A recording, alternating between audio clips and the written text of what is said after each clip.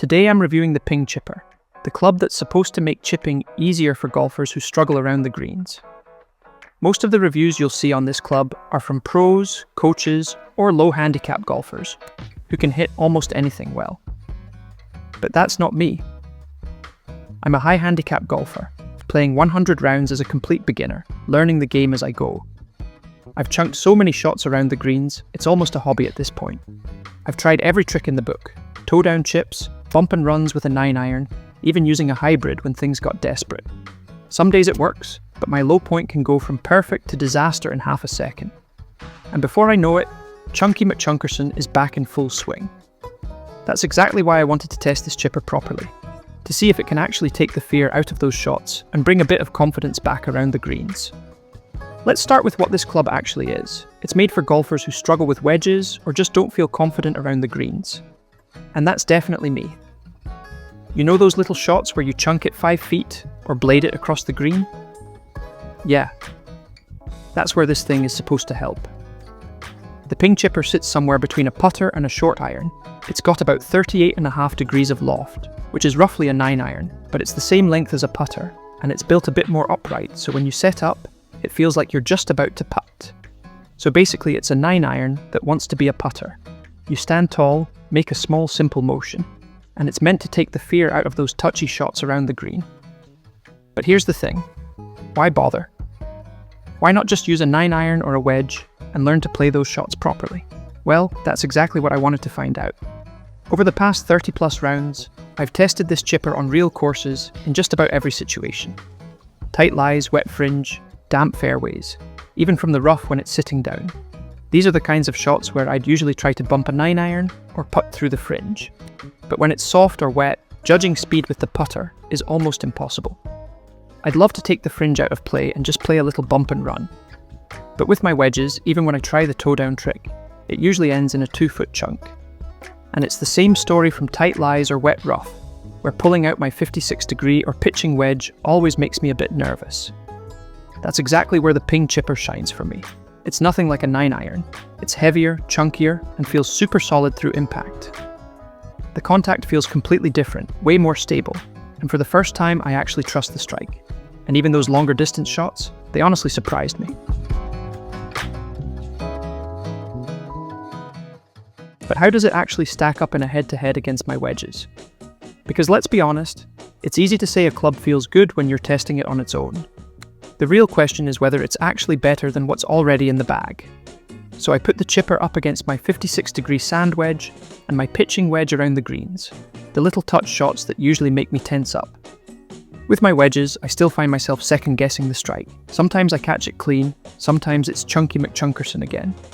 And even when I hit a good wedge shot for me, it's still not as close as the chipper. The chipper just feels more predictable, heavier, more stable, and the strike feels the same almost every time. It's not flashy, but it's simple, and that's exactly what I need around the greens. To make sure it wasn't just on-course luck, I also tested it indoors. Same setup, same balls, no wind or wet lies, but with a bit of slope built into the surface to keep it realistic. I wanted to see how it handled a slight uphill or downhill rollout, without the course conditions changing things. And even there, the chipper was the standout. My wedges had a few decent shots, but the strike varied a lot. Some would pop up, some came off low and hot. The chipper just kept producing that same smooth, consistent strike over and over. It's the first time I felt like I could repeat my chipping motion without overthinking mechanics or tempo. And when I took that same feeling back onto the course, it carried over. Simple, solid, and surprisingly reliable. So in the short shot head-to-head, the chipper's the clear winner.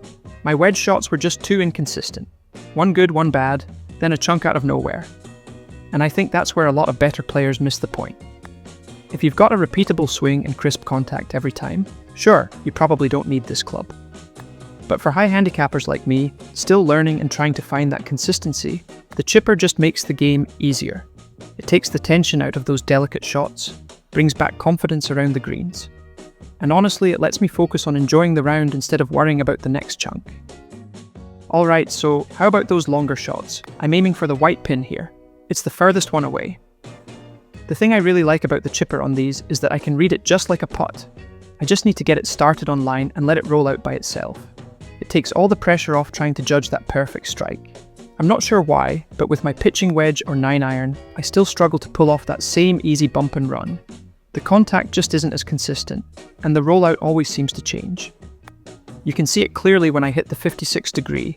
It flies higher, lands softer, and stops quick, which means I have to be really precise to give myself a chance. Honestly, for this kind of shot, I'd pick the chipper every time, even over my putter. It's that simple and that reliable. Here, I'm just hitting a few shots with the chipper. First and second cut around the green, all in one take. I'm not trying to prove a point, and I don't really care which club wins. If you like this kind of real testing, make sure to subscribe. This thing's a cheat code. I've got no ego about it. I'll use anything that helps me feel more confident. Golf's supposed to be fun, not stressful. Simple putting stroke, no wrist flick, no chunks or blades. Ping's built it smart. Micromax grooves, hydro pearl finish, cambered sole, compact head. And it just works. From this one take, I didn't even bother hitting my wedge. I could never group shots like this at my level with anything else. I've already got my own team of specialists in the bag, Chunky McChunkerson and Thinny McThinface. So trust me, I can still mess this up. Believe it or not, I can even chunk the chipper. I still hit the odd duff. But the difference is, the result's never that bad. A mishit with this thing usually ends up about where a good wedge shot would for me. It's just that forgiving. It keeps the ball in play and saves me from turning little mistakes into big numbers. Next up, the shot that usually gives me nightmares, over the bunker. You need just enough height to clear the lip, but not so much that you leave it short or blade it across the green. Normally I'd pull out my 56 degrees and just hope for the best. But the chipper actually did surprisingly well here. It cleared the bunker, landed soft and rolled out beautifully. To be honest, this isn't the club I'd ever expect to work for this kind of shot. It just doesn't look like it should. But let's not forget, I'm still a high handicapper, still learning the game, and this one really caught me off guard. It's made me rethink my on-course game plan a bit. Maybe it's not just a one-off result. Maybe all these comparisons are starting to show that the chipper really does earn its place. And since this whole review's about figuring out if it deserves a spot in the bag, it's definitely getting harder to leave out. Let's dig into some numbers and find out how far this club actually goes. Ping uses the Daiwa Wedge Light grip. It's about 3/4 of an inch longer than a standard grip and lets you choke down for more control and trajectory options. I started with a comfortable 8 to 2 o'clock swing and gripped right up to the top marker. Using my Garmin Approach G80 and a rangefinder to double-check distances, the average carry here came out to around 32 yards. Choking down to the middle thumb position, I was carrying the ball around 28 yards.